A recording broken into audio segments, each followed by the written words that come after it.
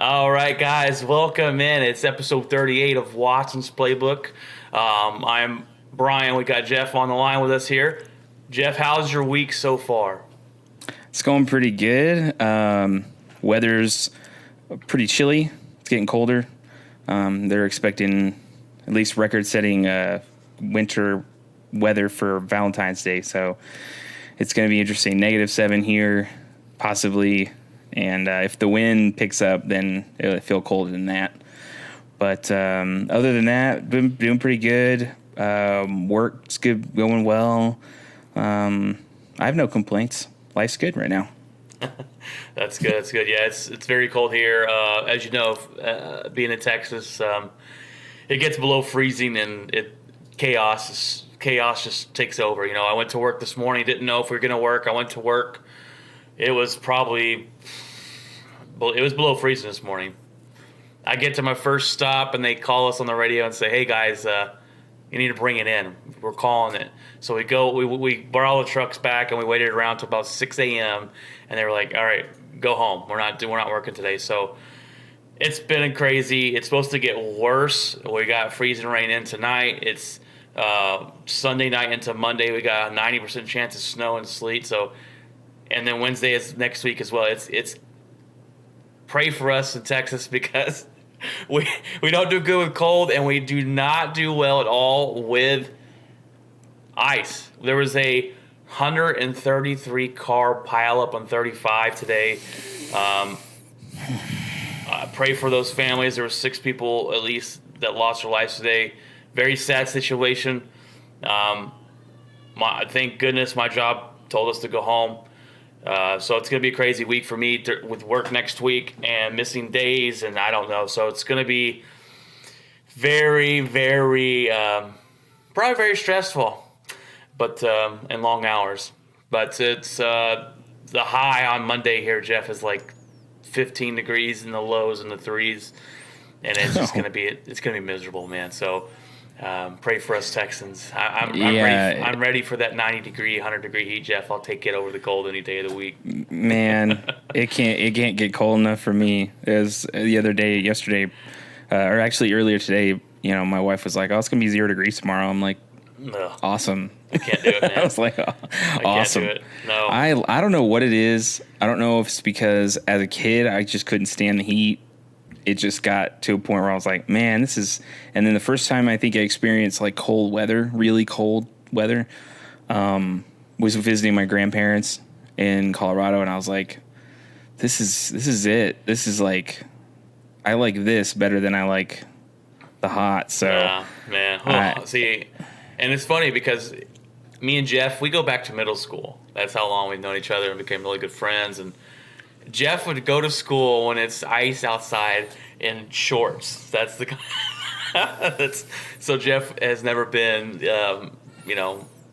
bothered by the cold weather. And I usually am. I'll go in shorts with a big jacket on because I know my legs don't get cold. But unless it's really, really cold. But like today, I'm tired of the weather and tired of it affecting my job and just the safety and all in general. But I mean, like, it's some places, some cold weather is like less intense than others, I would say, like, if you talk about like a more humid cold, like a New York, it can get a little colder there. I think that's why it seems colder there. Then you have a place like New Mexico or Utah or Colorado. Yeah, it's dry. And it's a dry cold, so it's a little bit less. It doesn't feel as cold as it would normally feel.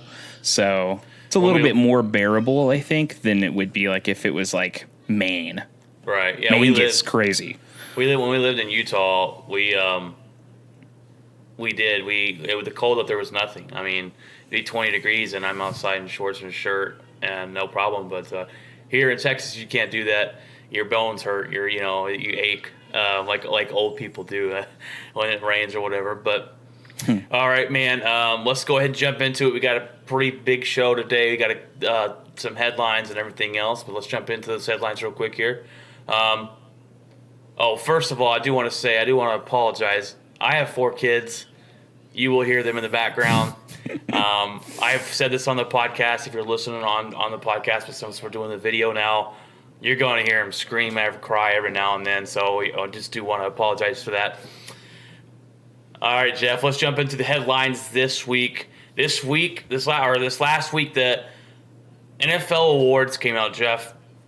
I'm going to run down the awards and let me, kind of go over who won them, and let's figure out if someone else should have won them in that position. So the Rookie of the Year came out, and that was Justin Herbert, picked up this year from Los Angeles Chargers. I still call them San Diego Chargers. They'll forever be that in my head. But he's a quarterback that came out of college, and they said that he wasn't going to be able to play right away. Well, he proved them wrong. Came in, played really, really well, made big throws, wasn't afraid of the NFL. I think that was the perfect pick for him, was Justin Herbert, because quarterbacks usually win a lot of these awards. My other pick would have been the rookie Justin Jefferson from the Minnesota Vikings, who put up 1,400 yards receiving in Minnesota. But the quarterback's usually going to beat them out. So Justin Herbert wins the Rookie of the Year. Yeah, I think that's perfect. Yeah, I think it makes total sense. Hard earned. I can't disagree with that at all. Period. The Defensive Rookie of the Year was Chase Young, picked up the number 1 pick. Not number 1, the number 2 pick in the draft from the Washington football team. He's a beast. He's a guy that's going to automatically get to the quarterback. He's going to get you sacks every year. Coming out of college, they knew this guy was going to be a beast, and he's been a beast this year, and he's going to continue to get better on that front line. I don't know if there's really anywhere else they could have gone with the award there. I don't know too much. I don't know too much about him. I didn't really follow him too much. I know he's really good. I just haven't really. I can't definitively say, right. I know for a fact that's Defensive Rookie of the Year. And a lot of the defensive side of it, unless it's an absolute stud, I think a lot of names get kind of mixed up because, there's a lot of them. Unlike the offensive side where they're more flashy and they get more recognized. But I think Chase Young is a very good candidate there. The next one I have an issue with, Jeff. Defensive Player of the Year, Aaron Donald wins the award, and it should not have been Aaron Donald. It should have been T.J. Watt. T.J. Watt played in 1 or 2 less games than Aaron Donald and beat him out in every stat, basically. He should have won Defensive Player of the Year. Instead, it went to Aaron Donald. His brother, J.J. Watts, came out on social media, on Twitter, I believe it was, and said that, look, Aaron Donald's a great guy, much respect for him, but T.J. Watt should have won it, and in my opinion, it should have gone to him and not Aaron Donald.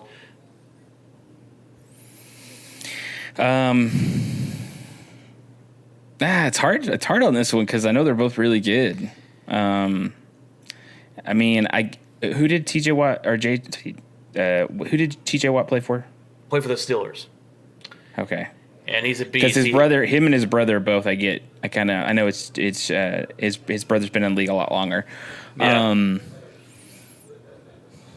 I would agree with you on that one. I've heard a lot of good things about him. He's been a beast this year. He led the league in sacks. Like, if you look at the numbers, he beat Aaron Donald in almost every single category. Yeah. And missed and played lesser games than him. So I thought it was a shoe-in. But who picks them? Is it players and media, or these picks are? I believe it's just media and the writers and stuff like that. But so maybe it's just the name. It seems like this pick was like you said, it's a bigger name, a popularity contest instead of who actually should have won it.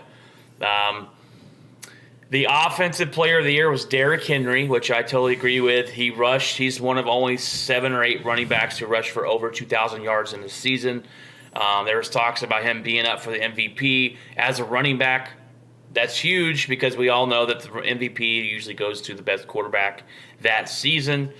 So Derrick Henry wins it there. I don't think there's any argument of the best offensive player was. He's been a beast. He's been posterizing people and stiff arming them into the next dimension. And it's been fun to watch him this season. Yeah. No, I agree with that completely. I've seen a lot of plays from him, and he's just very explosive. Oh, yeah. He's a freight train. You get him downhill, man, good luck. Yeah. Coach of the Year was exactly who we thought it'd be. Kevin Stefanski from the Browns, coming over from Minnesota this year. He's did a fantastic job leading the Browns to the playoffs. And like I said, really getting the outside noise out of there and just getting them focused on football and running the system he wants to run there. So fantastic job by him this year. I also thought runner-up could have been the Buffalo Bills coach. What he's done the last 2 years has been pretty impressive with them. But Kevin Stefanski, hope I'm not butchering that last name, Stefanski from the Browns wins that one. Yeah, that I can't disagree with that. We've talked about the Browns coach and the Browns team and how they bounce back and rebound multiple times this season. Cannot disagree with that whatsoever. Well deserved. Yeah, and there's a lot to be excited for Cleveland fans going forward. So I think so too. And that's huge there because that doesn't happen. That's happened in a long time. No. Comeback player of the year was Alex Smith, and I think this one's a no-brainer. Even though he didn't get all the picks for it, he got one person picked for Ben Roethlisberger to win it over him. But Alex, this is a no-brainer. The guy almost lost his life. Almost lost his leg. He had like 17 to 20 surgeries. They thought he might not ever be able to play football again. He did. He proved them wrong. He came back. He played this year. And he's continuing to play. He's still on with the Washington football team as far as I know. So we'll see what happens for him. I don't know if they plan on him being the starter, but for him to even get back out there is just an amazing story. Yeah. Everybody knows, well, at least in terms of like a lot of people who are, I guess, hardcore NFL fans that follow all the news stories and stuff like that, knows how important having a healthy season this year for Alex Smith was, how big of a deal it is that he was even on the field. And, giving props to him from, I think, all people that are fans in the NFL. It doesn't matter who you are, whether you're they're a rival team or not. You're still clapping your hands at a good season of being healthy for him. So, yeah, I think that's a good choice. Yeah, I totally understand. And there'll be a documentary on it. There'll be a 30 for 30 or something on his story. Oh yeah. There was a 30 for 30 on him already on his draft and where he came from, but there'll be a 30 for 30 just on this and his comeback story, or at least a documentary. And so I'm looking forward to that. I'm not saying there definitely is, but it's a good story. It's probably be out there. Speaking of documentaries, we want to go ahead and quote in here there.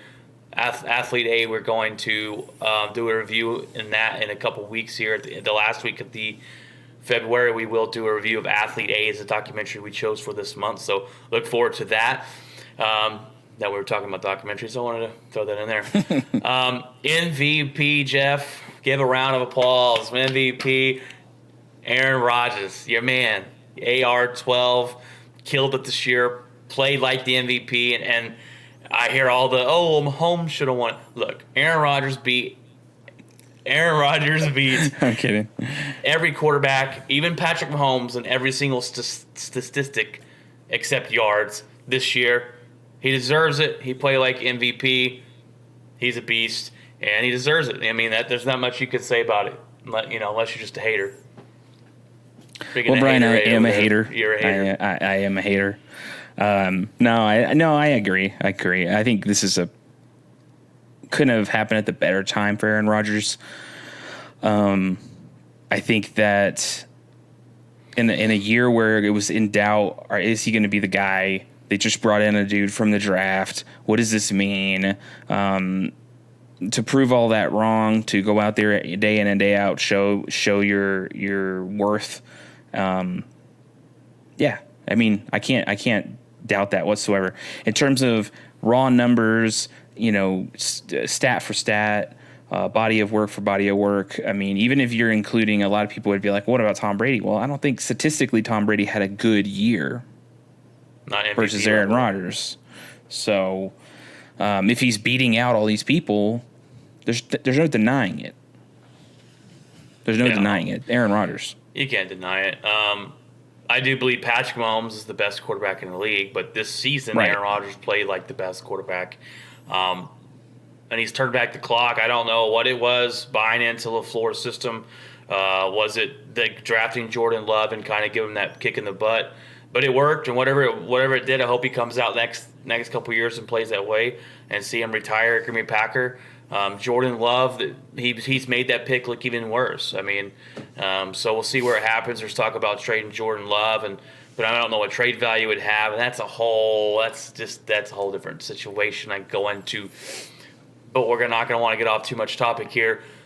Next is the Hall of Fame class came out. It's led by Peyton Manning, Megatron, Charles Woodson, John Lynch, and Drew Pearson, the original 88 from the Dallas Cowboys, get in. He's waited forever to get in. He deserves it. So some big names headlining. That's not all the names, but those are the headliners for this next class coming up. And I think all those guys are just named by far deserve to be in there. Charles Woodson's one of my favorite defensive players of all time. He's known for the Packers and the Raiders. Peyton Manning, he might be the best quarterback I've ever seen play the game. Megatron wasted his career with the Lions, but he made one hell of a career with them. What a beast of a wide receiver. John Lynch, who can't forget John Lynch, hard-nosed, hitting guy, played back in the day a little bit when football was still able to, still able to knock someone's lights out. So he was a good guy, and he won the Super Bowl for Tampa Bay Buccaneers, I believe. And did he play for Denver too? Or am I mistaken? He did play for the Broncos. I thought so. Did he won a Super Bowl with them too, right? Or no? I know that's Shannon Sharp. Shannon Sharp won a Super Bowl with the Broncos, and he went and won a Super Bowl with the Ravens. Okay. Yeah, with the Ravens. Yeah. That's right. I couldn't remember if John Lynch won one. I know he won one with Tampa Bay, but I don't think he was with the team for a while. John Lynch is I would say a majority of his career was here and then somewhere else. So he I think he was split most of his career, where it's like I would say a good majority of it was in Denver. And then he finished it off there in Tampa Bay, and now he helps run the 49ers. So. Mm-hmm. All right, Jeff, another headline this week popped out that we keep hearing that a Carson Wentz deal is rumored to be sooner than later. They keep saying it could happen any hour by the day. The Eagles wanted, I think, way too much for him. The two front runners are the Colts and the Bears, and they're the two teams interested because the connections they have with Carson Wentz. There's a coach there. Frank Wright is the coach. The Colts in Indianapolis, and he helped coach Carson Wentz. And there's a Bears coach, I forget his name, but he helped coach Carson Wentz. And my question is, does Carson Wentz have anything left? He fell off a shelf this last season. I don't know. That's a big issue. Ever since he got injured, he looked like he was going to be the MVP of the season. 2 years ago, he got injured. Foles stepped in. Won the Super Bowl with the Eagles, and Carson Wentz hasn't looked the same. I don't know if it's because the offensive coordinator changed. I don't know what it was, but these two teams must feel like they can fix Carson Wentz if they're going to give up first-round pick and draft and other players.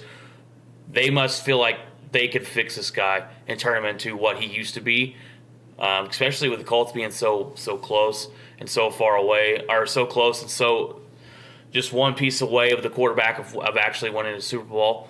And the Bears, I hope they pick him up because I don't know. I just think it's going to be a bad idea for the Bears or the Colts to pick up Carson Wentz. I don't think it's going to go very well, and I'm hoping it's the Bears and I can just laugh at them. But what's your take on Carson Wentz? Do you think he has anything left? Do you see him going to these two teams? I hear the teams are becoming impatient with what Eagles are asking for.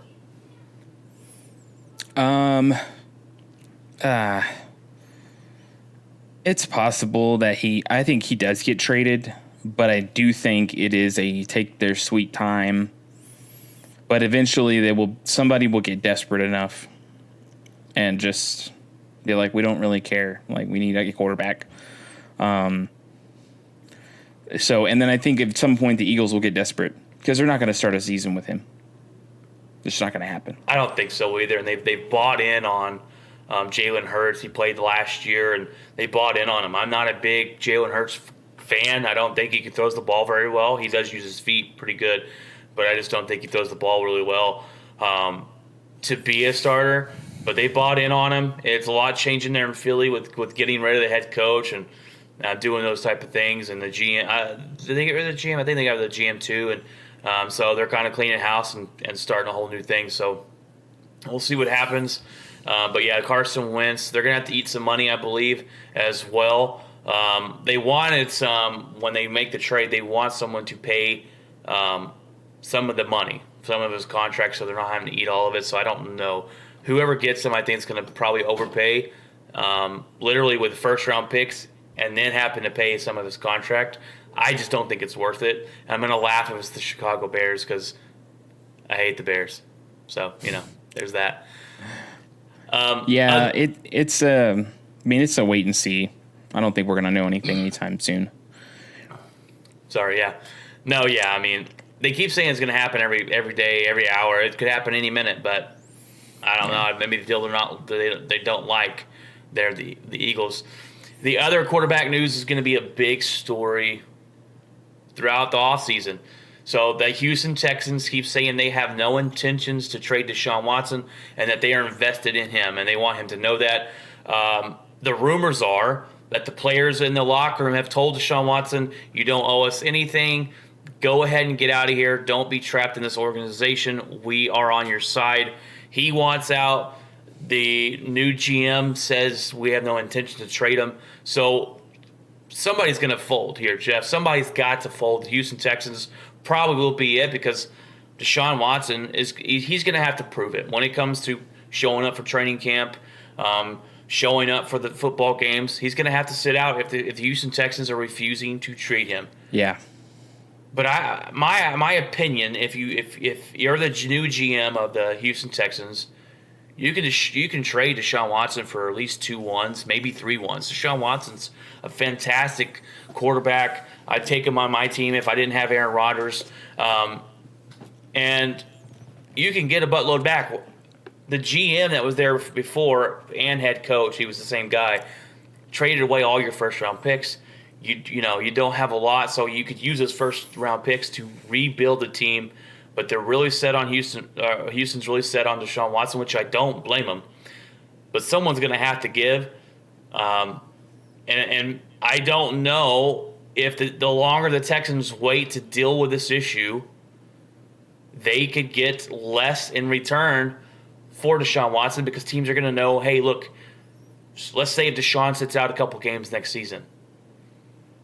They're going to know they're desperate to get rid of him. They're desperate to trade him, so maybe they can get away with not giving up so much for him. So lots going on in Houston. It's going to be the biggest story of the offseason, in my opinion.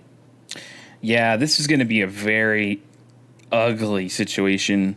I don't know what's going to happen. I know I hear stories about Champ Bailey, trying to have conversations with Deshaun Watson about coming to Denver. I've heard that was it Champ Bailey and somebody else keeps kind of doing that. I want to say it's DeMarcus Ware as well. He'd be a fantastic fit in Denver, Jeff. You should trade. Give away Drew Lock, trade around 2 first-round picks and maybe more to get him.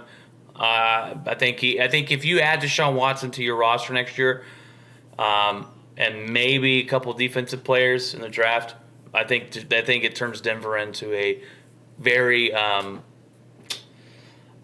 team that can compete for deep in the playoffs, in my opinion. But go ahead. Yeah, I would love to see it, but yeah, it's just it's tricky. I mean, if they're not going to trade him, they're not going to trade him. It's the weird thing about that. I mean, he could sit out, and then he would he technically be a free agent after that? Nope. No? Nope. Now I forgot, Jeff, that they've changed the rules. But back in the day, you could sit out, and there was no repercussions of it. Now, if you sit out, you lose money. There is no ifs, ands, or buts. last year they made that rule because they had players sitting out, and it used to be you were fined by the team, but the team could waive that fine.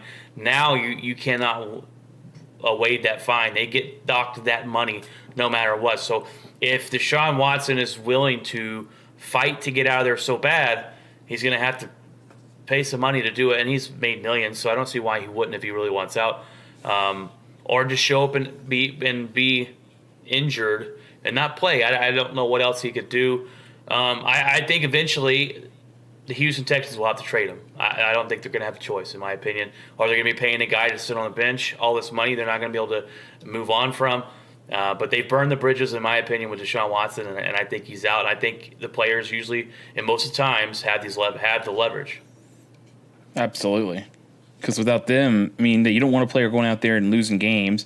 You don't want a player going out there and not being motivated. Like, that's just going to make the team bad. That's going to make the players, upset. Like, it's just not good. So just, I mean, if he wants to leave, let him leave. Right, Trade for him. And especially the It's not like it's gonna change anything. That's what I don't understand. Like, you are not the team you were before. You're not going to be competing for a Super Bowl. Trade the guy, make him happy, get some stuff for it, and rebuild the team. I agree. But having a guy unhappy in a leadership role is not very good. So, no. And starting quarterback, it's not very good. I would trade him too. Like I said, if I was the GM, I'd say you don't want to be here. We'll start answering phone calls. The people that have called in, they said they're not trading him, and they've hung up the phone. So they're very adamant on not trading Deshaun Watson. And I get it, but at the same time, if you don't want to be there, you're going to have to move on eventually. News broke here in DFW, Jeff, and it broke on I believe the day of the Super Bowl, that Dak Prescott had a second surgery 2 months after his original surgery, after he fixed his broken ankle. Dak's agent claims it was a routine surgery to clean up his ankle, but if it was so routine, then why is it just now coming out? It seems a little shady, in my opinion. The Cowboys organization has to be worried, in my opinion, to see they're worried, and they're going to have to see how this ankle holds up. I think the smart thing for them to do is to franchise him one more year, see how the ankle holds up, and if he plays up to your standards, then you sign him to a big contract. Now you're going to have to probably overpay to keep him, because after this second tag, he will be able to hit free agency, and he'll be the first quarterback, I believe, his age to hit free agency. A lot of people are going to be willing to pay. The Cowboys might have to overpay to keep him because they didn't get a deal done a couple years ago, like most did, or most thought they should have. You're going to have to pay him at least $40 million, maybe 41, 42. It's going to really handicap the team. This could impact their decision. This agent, and then they haven't been able to get a deal done.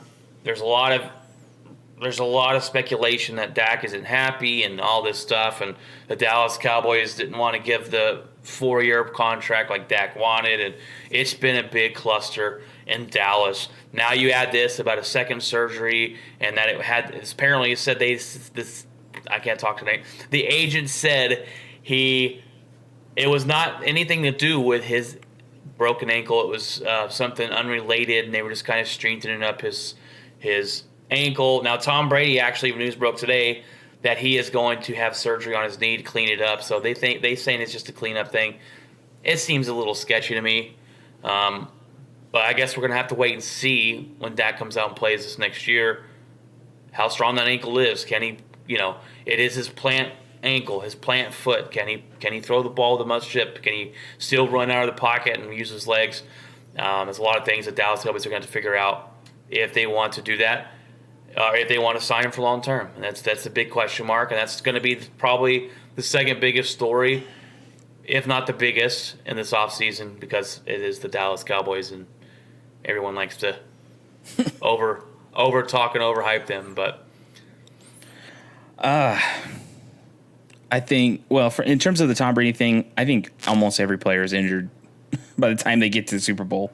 Well, at 43 too. Yeah, you got the age, but I think in general, who's not hurt by then. I mean, it's a big grueling season. Sometimes teams have bye weeks real early, and then that's it. So by the time playoffs come around, you don't really have time to be like, oh, I'm hurt. So, in terms of Dak, which is really the biggest topic out of this, is just, man, it doesn't look good. It doesn't look good. Why was that thrown under the rug? Why did anyone not know about this until now? And the other thing that happened is that in the hype video for the preseason, which the Cowboys released, Dak Prescott was MIA. Yeah. Their media guy makes this hype video after the Super Bowl saying that this next season starts now, and the Cowboys, dumb enough, forget to put their star quarterback in this hype video. I have no words, Jeff. I had to laugh at that. They said it was just a mishap, and they're gonna, I don't know if they're gonna make another one. But first of all, Dak, does he think it's disrespectful? I mean, his brother is big at talking on social media and not really liking the Cowboys. So I don't know. It's interesting story and relationship. I guess we'll figure out at the end of the day when either Dak signs a big contract with him or he finds somewhere else to go in free agency. I mean, that's what's really going to solve all the rumors. But yeah, to make a hype video and not put your star quarterback in it, it's just too comical. It's not a good look. No, it's not a good look. No, it's not. It looks bad. The news media covered it. It's a story now, and it's a story that you're going to have to. Jerry Jones is going to have to come out and talk about, and address, and squash, or not squash, and ignore like it doesn't exist. And even though it's a hype video that is produced by the team. Someone combed through all that stuff and edited all of that. You're going to tell me they didn't put two and two together and go, oh, yeah, are we missing some footage? Are we missing a player? Wait a minute. No, I don't think Jerry's going to address that one. Someone might lose their job, over that. But I don't think Jerry's going to talk about that. Maybe he talks about the second surgery. We haven't heard from Jerry Jones in a while, but he usually goes. Somebody will ask Jerry. Somebody will ask him. But he doesn't. He's not on the radio show every week like he is right before Super Bowl, right before the playoffs and stuff. So we'll see. We'll see when we hear from him. Now we're gonna switch it over to the MLB. So the MLB has come out the other day and they said that they're going to deaden the baseballs, which is, you're like, what? What do you mean? So last year and the year before last, they had such a surge in home runs, and players came out and said that, and their assumption was that they've juiced the baseballs. Now, the MLB will never come out and admit that they messed with the baseballs to get more home runs, to add more people in the stands and watch more games, which I don't even know if hitting more home runs really adds more people into the stands and more viewers.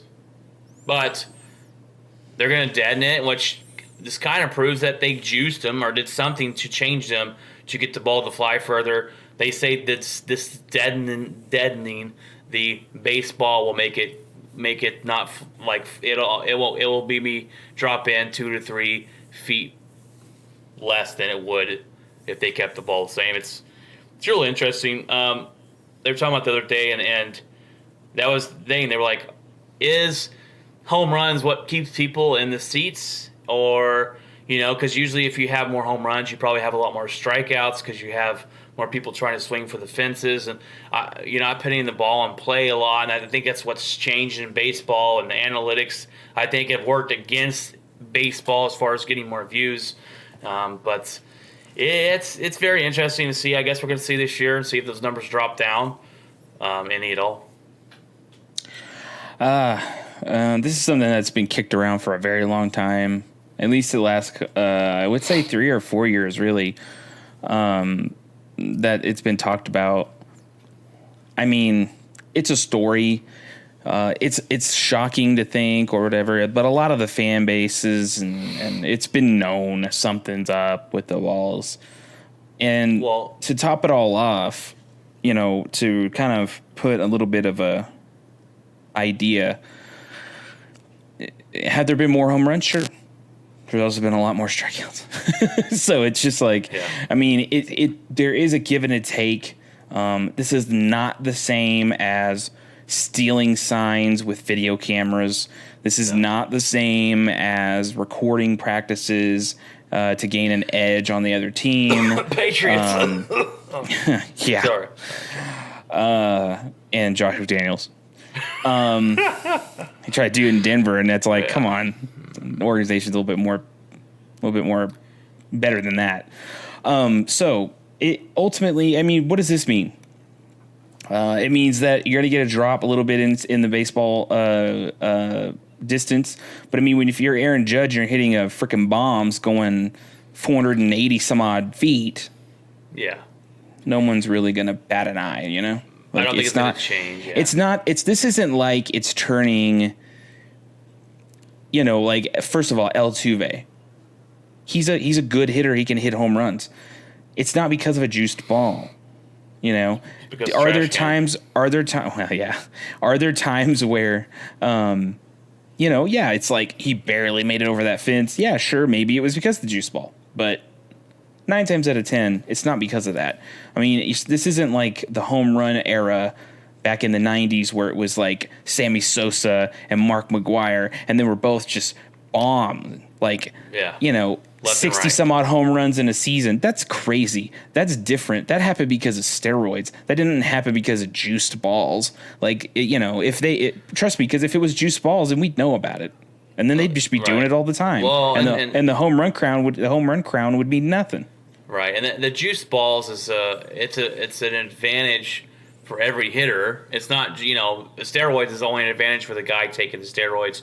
If they Major League Baseball to come out and say, yeah, we juiced the balls, I don't think it'd be that big of a deal because maybe the pitchers might be mad because the ball's bouncing going a little harder than it, further. But at the same time, it's given to everybody, so it's not the same. It's not the same as steroids or anything like that. I don't think it's that big of a deal. I just thought it was interesting that came out because it was like, well, now you're kind of admitting that you did change the balls up. You did juice them a little bit, and you got to bring that down a little bit. And I mean, and I would even sit here and say, and I know this is a very non-conventional way of thinking, but in terms of baseball and in terms of pitching, I would even say that Major League Baseball should probably allow some certain substances to be on the hands of pitchers.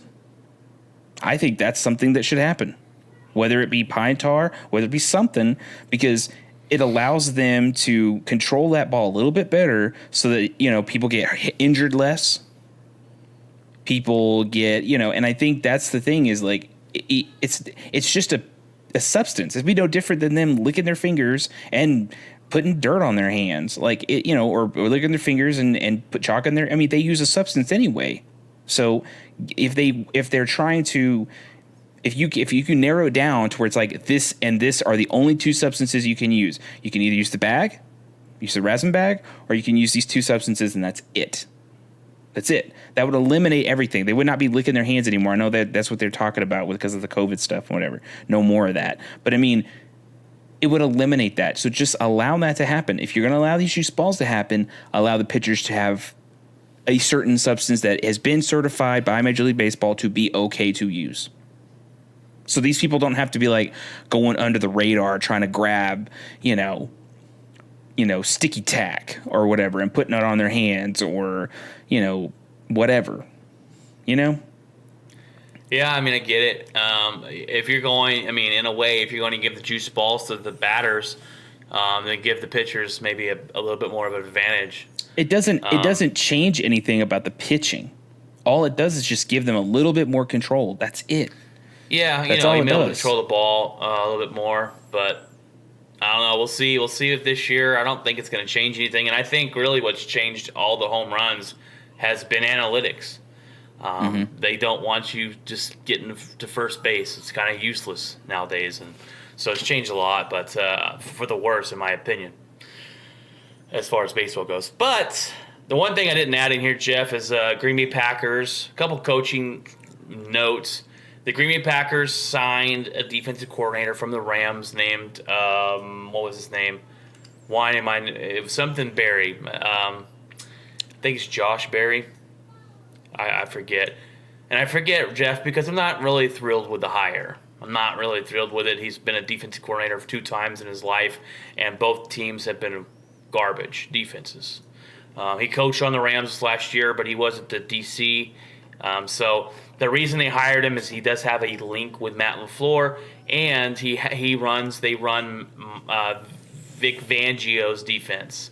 So that was one of the 2 main reasons they hired him. So I'm interested to see with a more talented team, because he was a defensive coordinator for the Lions and the Washington Redskins, and both defenses never ranked higher than 28th. But then you look at the defensive talent, and it was really bad. So I'm hoping Joe Barry, that's his name. I'm hoping that it pans out. I'm not very excited. Our old coach, Mike Pettinen, who I think will be begging to have back before the season's over with, he went to the Bears, and not as a defensive coordinator, but he went to help out the Bears and scheming things up. So we'll see. We'll see what happens there. The Bears. So we'll see. So 2 things I threw out there I got to add in, but I'm not very excited about it. But we'll see what happens. Side notes here, Jeff. Side notes. We only got 1 for you. No, we got 2 for you today. So the Last of Us video game, actually, me and Jeff, we love the game. The Last of Us series, it's my favorite series. It's one of your favorites. I know that. And we actually did a spoiler podcast. If you're watching the video on YouTube and you want to go hear that spoiler pod, and it's not a spoiler anymore because you've probably already played the game. And if you haven't, what is wrong with you? Because it's about time. But go listen to that. But so Last of Us is making a TV show on HBO Max, and we found out today who's going to be playing the characters. So Ellie, Jeff, the main character in the game, is going to be played by a girl named Bella Ramsey. I have no idea who she is. I do know she played in Game of Thrones. Very successful show, so hopefully that translates over. The bigger news was Joel is being played by Pedro Pascal, also known as the Mandalorian. He was also in Wonder Woman. He was also in Equalizer 2 that came out in 2018. We actually watched Equalizer and Equalizer 2 the other day. But big name for Joel, and I'm interested to see how Bella Ramsey portrays Ellie in this TV show. And I know me and you are super excited about this show coming up, man. Oh, man. I can't even fathom. Because at first, there were some talks about casting, and they were talking about this guy who is an awesome actor. And it was a bunch of rumors like a couple days ago. And I'm like, I don't know. I don't know about this. And then today, when they showed that, I was like, oh, okay, that makes sense. Totally. These 2 make sense. A lot of people are like, why is it this girl? This girl had a very small role in Game of Thrones. She's not very well known. I like that about her. The cool part about Game of Thrones and this character is that she played a freaking bad A. Like, she was a queen in that show, and she didn't put up with Jack. It was crazy. And, I'm not going to spoil anything about what happens. There is a scene at the end, the last 2 or 3 episodes of the season. There's a big war that goes on, and she goes out like a freaking boss, dude. It's ridiculous. So, I have never seen Game of Thrones. Oh, okay. And so I don't know who this girl is, and I kind of like that too. I'm always one to give actors a shot, and then if I like them, I kind of try and follow their career and see what they get into. So I'm interested, like you said, I'm interested to see who she is and how good she could play the role of Ellie. But this, like I said, we talk about the game. The game is the best game we've ever played. This series, hopefully, is great. It's on HBO Max, so we have HBO Max, and we watched a show called The Small Things today. I know All the Little Things with Denzel Washington and Jared Leto, and it's actually in theaters. It just came out in theaters, and we saw it was free on HBO Max. We watched it today. A little disappointed in it, I'm not gonna lie, but HBO Max is a great service. If you want to go check them out, they're great. But I'm interested. I think this is going to come out next year, 2022. Something like that, I think. Something like that. So this is also from, producer of Chernobyl. I don't know if anybody's watched Chernobyl or not. If you haven't, watch it. I have not. If you can watch Chernobyl, you will get a very good idea how this show's going to look. Right. The amount of production value, the amount of detail, the tonality of it. The director changed. It used to be the producer of Chernobyl was actually going to direct it.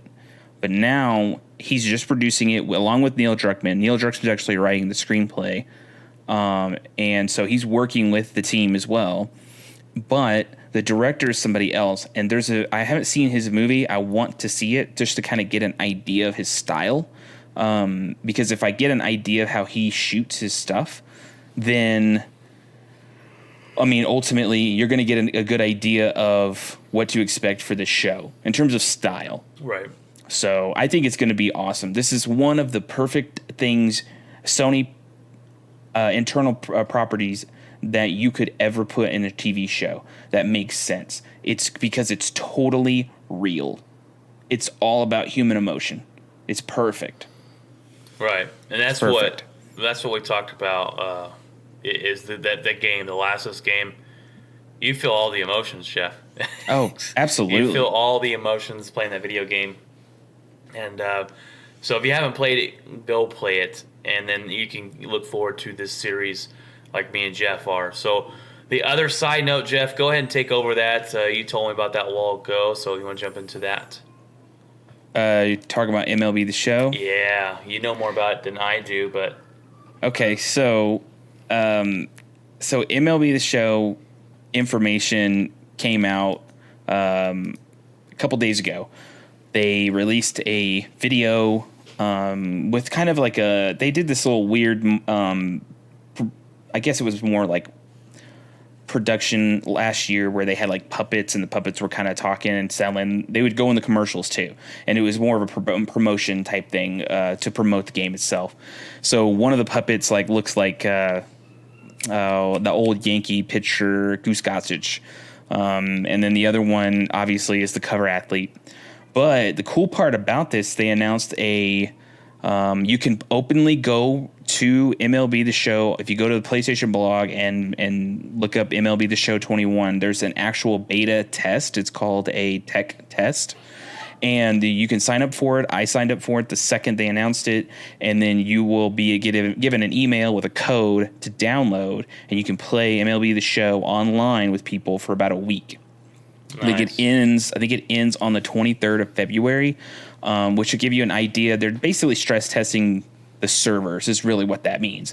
And rightfully so. They're going to have a lot more players playing online and a lot more players playing on launch day than ever before because it's now going to Xbox as well. Right. So along with that, they announced a roadmap, which throughout the month, they're going to release several videos talking about features, even culminating with the actual next-gen release of video. We have not seen next-gen gameplay yet. If you look at the video that they showed earlier this week, it's actually saying PS4 game being played on a PS5. So it's not the PS5 native game. So we haven't seen that yet. But the one thing that get leaked today that Sony took down, which was creating your own ballparks. No which way. I love. That's pretty sick. Yeah. Oh, and so, dude, anywhere from logos to concession pricing to, I remember being able to do that with Madden one time, and I went insane. Yes. So this is, I guarantee you, I'm going to create my own ballpark with my own team and everything. And if you could take that and you could play against other players online and your own like online league, man, that sounds awesome. Sweet. Yeah. Yeah, I remember that Madden you're talking about, but it was a long time ago. Yeah. That's pretty sick to create your own ballpark, and yeah, I haven't seen that. This will be the first time it's ever been implemented there, and it'll be the show. And like you said, it's such an awesome game that it was only on PlayStation, but they started making them make it for other systems because they couldn't make a baseball game. It was unfair how good this baseball game was. So MLB The Show is the only baseball game to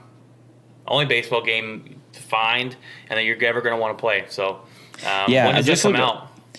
I think they said that the release date is let's see, April 20th. So it's coming out April 20th. Sooner than anyone thought. So but again, the information's been a little late. That's the only difference. The information's been a little late. So, but the information's coming. It's just trickling in. They did this before. Every MLB The Show game, they do these live streams for like 3 or 4 hours. They go in depth of all the features, all the nuances, hitting mechanics, everything. If anybody wants to check that out too, I think it's the Sony San Diego Twitch channel. It's meticulous. They deep dive into everything. It's crazy, and they do it for like 3 hours. So, nice. All right, Jeff, it's time for the spotlight of the week, and the spotlight of the week is Super Bowl 55, Jeff, and it was such a boring game. It was a absolute domination by the Bucs. They beat the Chiefs 31-9. The number one scoring, the number one offense in the NFL, Jeff, did not score a touchdown. They had Patrick Mahomes running around like a chicken with his head cut off. The Bucs controlled the game from the beginning. They never let up. The Chiefs struggled on offense. They didn't score a touchdown, like I just said. The last time I saw defense dominate like this was when the Seattle Seahawks beat the Denver Broncos, the Legion of Boom. That was probably the worst Super Bowl I ever watched. No offense, Jeff, but they had you had Peyton Manning, Manning come in, and we redeemed ourselves. Okay, a couple years later, we redeemed ourselves. Y'all did. Y'all came back and won, but they dominated. I mean, we've never seen Mahomes shut down like this. This is one of his worst games he's ever played. This is, Jeff, the first game in his entire life, Patrick Mahomes' life, that they lost by double digits. In high school, college, little league, the pros, they have not lost by double digits. This is literally his worst loss in his life on the biggest stage, in the biggest game against the biggest quarterback. Patrick Mahomes, Jeff, ran for 497 yards either before he threw the ball or got sacked. He covered almost 500 yards running around, Jeff, trying not to get sacked. That is insane. And the biggest issue is Andy Reid didn't do anything about it, Jeff. Andy Reid did not do a daggum thing about it. They didn't keep running back in there to help block. They didn't bring in 2 tight ends to help block. They were playing with backup tackles, and it showed all game long. No in-game adjustment, no halftime adjustments, no help for Patrick Mahomes. And he was hurt. We know he was hurt. He's having surgery this offseason. He had it. There you go. Wednesday this last week for his toes, and he was hurt. I just don't get it, Jeff. Andy Reid is a really great coach. He's been fantastic. He makes these adjustments in games. What's the excuse of not changing your offensive scheme around? Look, the first time that the Chiefs... It's the GOAT. The GOAT. It's the GOAT. The Chiefs, we'll get to that in a second. The Chiefs... Sorry, I lost my train of thought there. The Chiefs beat the Bucs earlier in the season. Tyreek Hill had over 200 and something receiving yards. Where was the halftime adjustments? Where was the adjustments from Andy Reid? And then you look on the other side of this, Jeff. The Bucs defensive coordinator Todd Bowles says Tyreek Hill ain't beating us again, and he shut him down. He shut him down. Kelsey didn't look that great. They killed Patrick Mahomes all day. Receivers were dropping passes. It was just too much, man. That defense is just too much. That Brady said out there he only threw for 200 yards, and won the MVP. He had 3 touchdowns. His jersey looked really clean at the end of the game, Jeff. Really, really clean.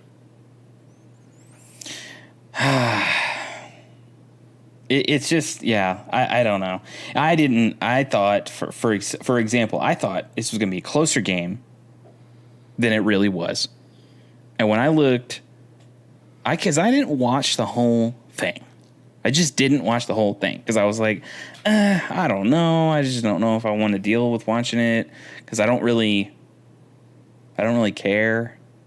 Seriously, it wasn't. Yeah, I didn't care. Like if it was anybody else against Tom Brady, then I would have gone and been like, yeah, I'm gonna watch to see what happens. If it was any other person besides at the opposite end that wasn't Tom Brady against Mahomes, I would have been like, yeah, I'm gonna watch. But this was 2 teams that I was like, I don't know. Yeah, I watched it till after half, and then the Patrick Mahomes threw an interception, and they went up. It was 28-9 at that point, and I ended up going to bed. So before this game, there was a lot of talk about Patrick Mahomes' legacy, and I honestly don't know why. Can he reach Tom Brady if he loses to Tom Brady this year or in the Super Bowl? No, never. His career's over. Look, Jeff. He is the best quarterback in the game today. Now, Aaron Rodgers did play better than this year, but Patrick Mahomes, skill-wise, he's the best quarterback in the league. He has a ring already, all right? He will be in the Hall of Fame. It's already going to happen. To ask the question about him reaching Brady is ridiculous, all right? We cannot measure any quarterback up to that measurement of 7 Super Bowls because we won't ever see it again, all right? We're never going to see a quarterback win 7 Super Bowls ever again. We're not going to see a quarterback get to 10 Super Bowls ever again. It's just not going to happen, in my opinion. And Patrick Mahomes would be the only one that could get there, in my opinion, if it was to get there. Now, Jeff, this episode is labeled the Undisputed GOAT for a reason. And for the longest time, look, I'm not a Tom Brady fan whatsoever. All right, I don't like him. His cheating up in the Patriots. I'm just not a big Tom Brady fan, Jeff. Just not am. I respect the hell out of him, but I don't like him. That being said, Jeff, Tom Brady is the undisputed GOAT of the NFL. There is no debate or argument, in my opinion. There's 7. He's been to 10. He's won 7. Now, he's won 7 in the toughest sport at the most important and difficult position. What he has done will never be duplicated. All right?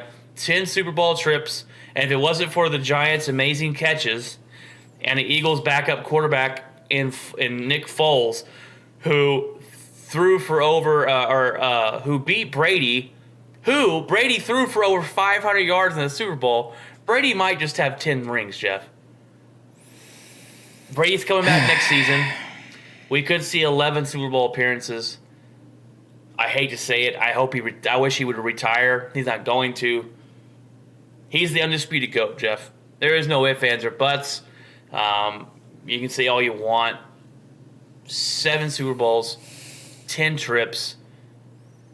You just got to give in, and you got to give him his respect, and I respect the hell out of him. But I don't have to like him. I don't have to like it, Jeff, but I respect it. All right. Well, I don't respect. No, I'm kidding. I do. I can't deny it. I mean, he did it. He did it again. as much as everybody. Because, I mean, okay, I'll even say this. I didn't even know. I had no clue how many people did not really like Michael Jordan. I didn't. There were people who didn't like Michael Jordan because he won. Well, I think eventually, people get tired of it. Well, the same thing happened to Kobe. I mean, the same thing happened to Kobe. People booed him because he was winning, and he was on the Lakers, and it was like, here we go, And they did the same thing with, also, the same thing. People would boo the Yankees every time they went in town just because who they were. And because of the success of the franchise, because of how well they were ran. And I think my opinion is Tom Brady put himself in the perfect position when he left New England. The perfect position. And he was paired up with the perfect coach in New England. This guy is the ultimate lucky player in the world. It's insane. Yeah. It's insane. Perfect coaching, perfect position in New England. Bill Belichick is a genius along with Tom Brady's talent. Then Bill Belichick's like, well, maybe time's up, Tom. And Tom's like, well, not yet, and I'm going to go somewhere else. So what does he do? He puts himself in the perfect position. I'm going to say this. Now, Tom Brady. Along with the talent. I'm not denying the talent.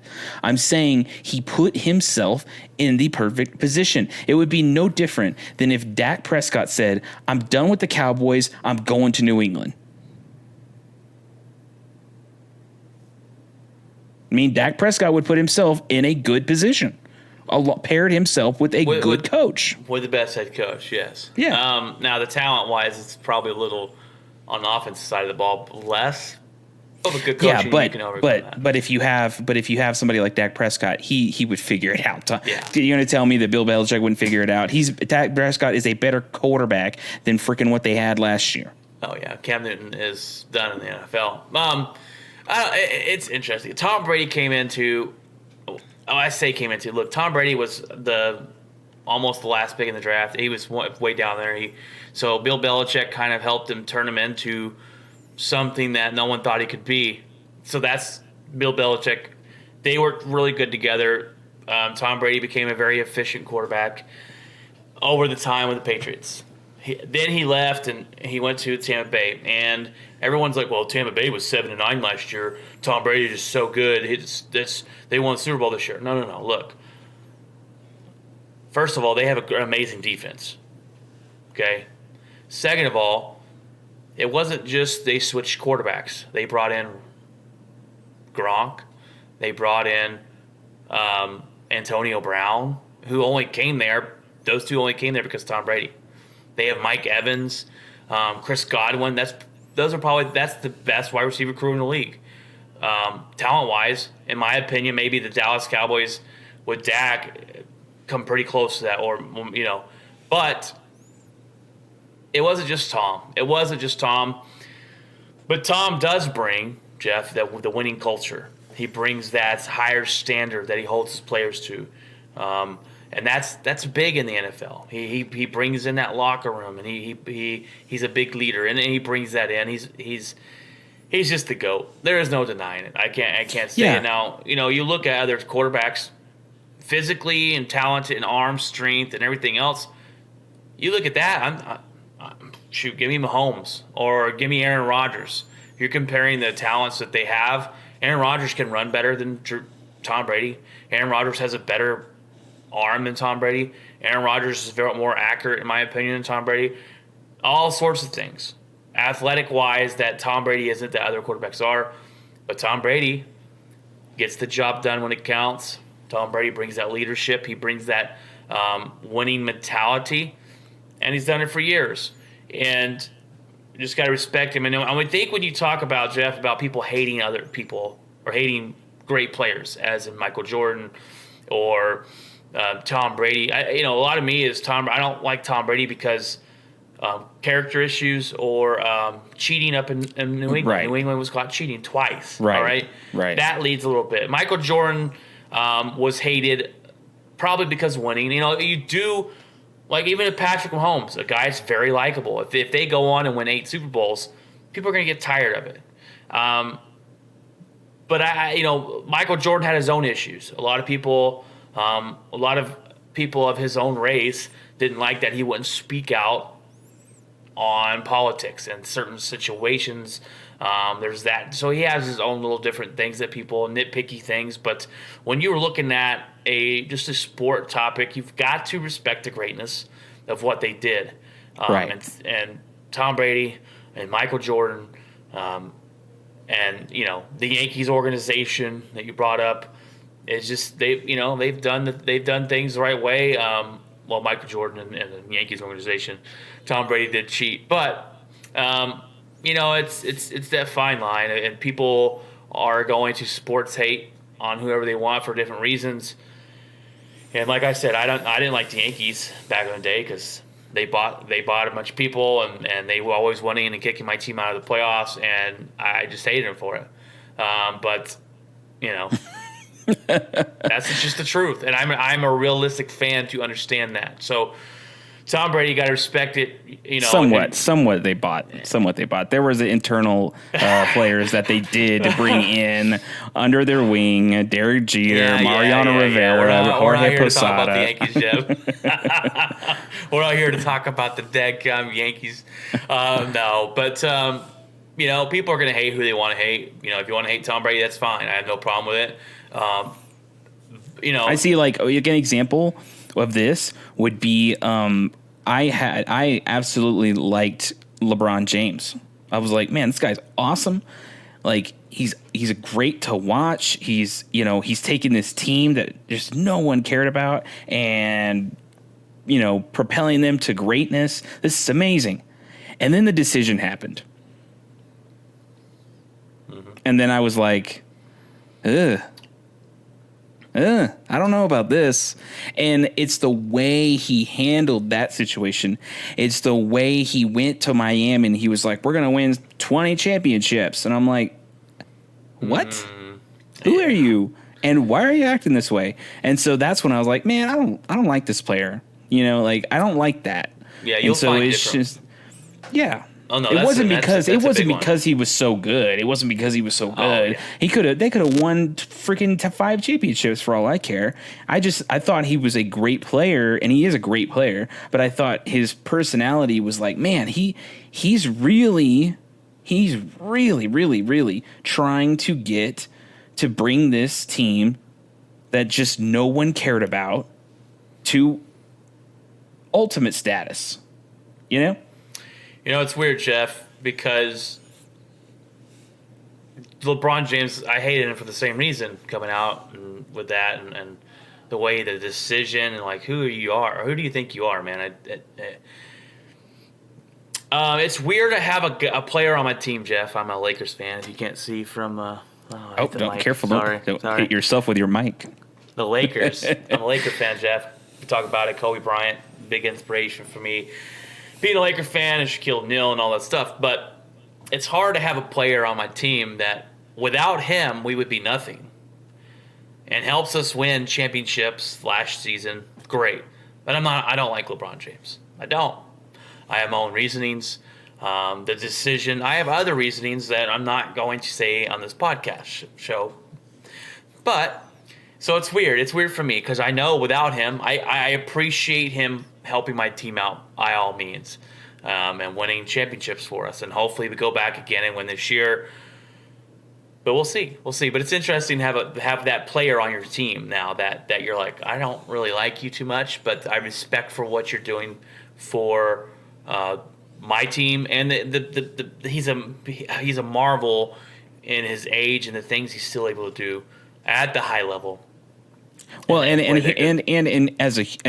the humanitarian efforts, the guy is doing well. He's very much like how Kobe was helping the youth and building up schools and trying to kind of curb the dynamic in communities and stuff like that. LeBron James is doing that too, outside of the court, which is cool. You know, like I like to. That's pretty cool to see players. I like when they show that kind of stuff. When they show players give back.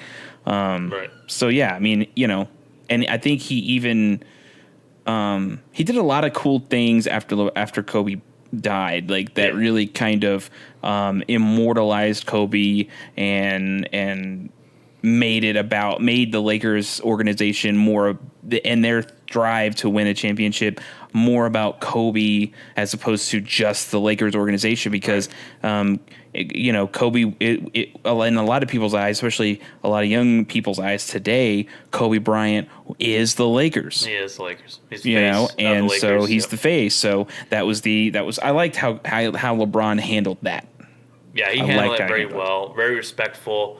Did you see the championship rings that they had made this year for them? I saw that it somehow commemoratized to Kobe Bryant. So you can take the ring top off, and it has all the jersey that they've ever retired in there, inside of it, and it has Kobe's 8 and 24, and behind that is the black it's black, and it's like the black mamba. He's the mamba. It's the black mamba snake skin behind it. And then like on the logo on the other side, it's got a black mamba snake kind of wrapped around it. So they did honor Kobe Bryant in such a fantastic way. The Lakers organization, and then LeBron James did handle that very well. And like I said, you're going to these players, especially all-time players. There's some players that, you know, you might like, that I might not like, you know, and we all have our own opinions on them. But I think the great ones, you can't deny what they do on the field. And that's when it starts becoming asinine, when you start, I don't like Tom Brady. Okay, cool. What do you think about his football? Oh, he sucks at football. He can't play. Well, then you're wrong. You're just wrong. Obviously. You're obviously not worth my time arguing with you. A lot of the times when people sit there and he sucks at football, it's because you don't want to play against him. Just say it. Anytime the Broncos were like, "Hey, we're heading to Foxborough," I'm like, "No, I don't want to go there." You know, like, no. Yeah, that was just, you didn't want to go there. You want to go there and play them because you knew what was going to happen. You knew the possibility that you were going to lose that game. You usually chalk that as a loss every year. And that's why when the Broncos when they won in Super Bowl 50, I was like, man, so glad we were number 1 seed. I did not want to have to go to New England. Man. Did you know, what was it? I think, because the biggest flaw of Peyton Manning and the biggest thing for him was his playoff record was horrible. I mean, you go look at Peyton Manning's playoff record; he was horrible. So people automatically assume that Tom Brady owned Peyton Manning in the playoffs, but Peyton Manning is actually like 2-1 or 3-1 against Tom Brady in the playoffs. But you wouldn't think that, because Tom Brady made all these Super Bowls, and Peyton Manning didn't win a lot of playoff games. So there's that you know, you can easily think this or that, but if you go look at it, it's like, wait a minute. You know, Peyton Manning, you know, Tom Brady's the GOAT, and we all see players through different generations and different things, and, you know, like Barry Sanders. To me, Barry Sanders is the best running back I've ever seen play the game. He is the best running back. People argue Emmitt Smith because he leads the league. You know, Emmitt Smith holds the record. Emmitt Smith holds the record. Barry Sanders was forced out. Now, well, the Lions made him retire. Didn't make him retire, but they suck so bad that he decided not to play football. And I honestly, I think that they they sucked so bad that it caused him to not love the game anymore, which is horrible. It's exactly right. The Lions have done that to 2 Hall of Famers, but my point is even though Tom Brady, or Emmitt Smith holds the records, and Tom Brady, in my opinion, is the GOAT. I've seen quarterbacks better than him. They haven't had the success. They haven't had the hardware to prove it. Peyton Manning, to me, is might be the best quarterback I've ever seen play the game. But Tom Brady has the 7 Super Bowls. So, it's that fine line of walking of how important are Super Bowls to you, compared to, Brett Favre and Aaron Rodgers are one of the best to ever play the game, and they're only going to have one. Aaron Rodgers still has a chance to get more, but I don't think it's going to happen. Anyways, John Elway was great. 2 Super Bowls, rocket arm. What a player he was. Dan Marino, one of the greatest to play, never had a ring.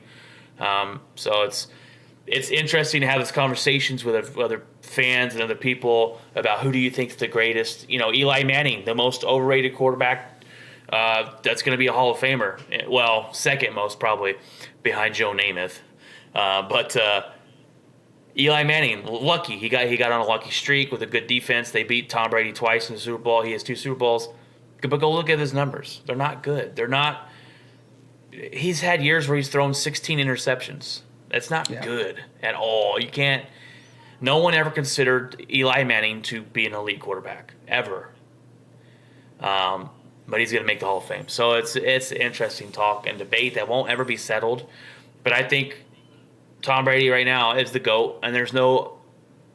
If someone says Tom Brady is the best quarterback, I'm not. You can't argue with that. I can't come back and go, well, if you look at this. No, there's no argument with that. You can have an argument over number 2, but I just don't think. I do think we have an undisputed GOAT in the NFL. And I think we have an undisputed GOAT in the NBA, and I think it's Michael Jordan. Yeah. But, I would say, I mean, in terms of football, I think that Tom Brady's, he is kind of like that Michael Jordan figure because he's obviously been marketed. He's got a marketing team behind him that is perfect because he is the face of like success. A lot of people think when you win a championship, they always see, Tom Brady won another one. So it's kind of that kind of idea. So in terms of he is. And for football, yes. Right. There's no ifs, ands, or buts about it, man. There's no ifs, ands, or buts. It's hard to deny. It's hard to deny the championship stuff. Yeah, you just can't. So you can't do it. No, you just can't. You can't do it. All right, that is this episode, guys. Number 38, the undisputed GOAT, Tom Brady. We'll see if he wins next year. The Chiefs are the favorite to win it. Odds are, and then I think it's the Bucks and the Packers and the Bills, and so it goes to forth. But that came out the other day too. Way too early for that. But we're looking. Hey, where's the Packers, Brian? Packers were number 2 or number 3, okay. 2 or 3 on the list. Oh, okay. We'll see. We'll see what happens. It's a very interesting offseason and things to look forward to. Where were the Cowboys? Oh, I know. I didn't go down that far the list, Jeff. Oh. So. Oh man. So, but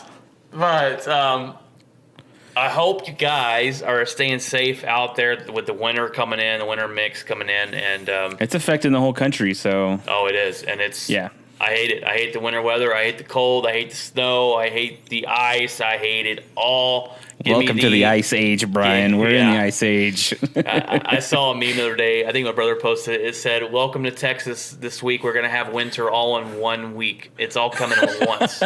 And it's true. It's going to happen. And they said it's going to be, I heard the weatherman say it's going to be the coldest weather we've had in over 25 years. Jeez. So, be safe on the roads out there, guys. I know you native Texans, I know how to drive in it, but a lot of people around here don't. Nope.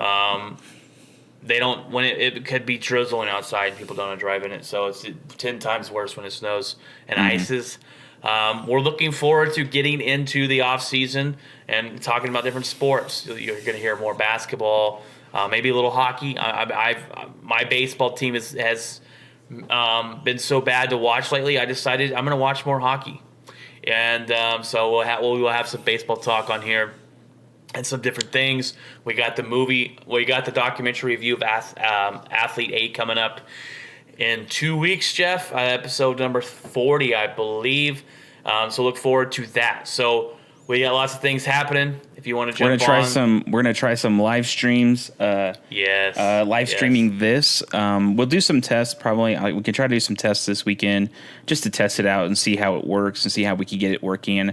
But look forward to that. If we do start doing that, I can at the click of a button live stream to Twitch, Facebook, and Twitter all in one fell swoop. I think what I'll do with YouTube is just upload the videos there. That way I can put it all together and put all that together. So, but yeah, other than that, look forward to that coming up soon. And also, I just want to make sure anybody that's watching on YouTube, just like, share it, subscribe, hit the bell notification. Whenever we upload videos, you'll get notified, and that way you can share it with people. And then also subscribe to the podcast on there, because if you do that, then we'll put a link into the actual podcast where you can download. You can either download the RSS feed, or you can go ahead and download it on any other podcast platform. So, and grow the channel. That's the idea. Yes, me and Jeff, we do this for fun. It's something we like to do. And it's also adding to Jeff's resume, doing things, and we're not making any money off this. We don't plan on making any money off this. It would be great, but we don't plan on it. We do it for fun. We do it to talk about passion of ours in sports. If you ever want to reach out and have anything, any questions you have, any want to get to know us more, please email me at watsonsplaybook@gmail.com. Very easy. You can reach out on Facebook, Twitter. We are on all the podcast social medias, or you can find us on Google Podcasts, Apple. Find us everywhere. We're everywhere. We want to be everywhere. We want you guys to like the show, share us. If you know someone likes sports, share it with them.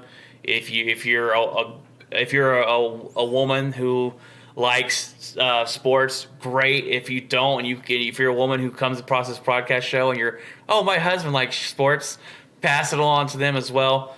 Mm-hmm. We're looking forward to getting to connect with our listeners and just want to grow the show.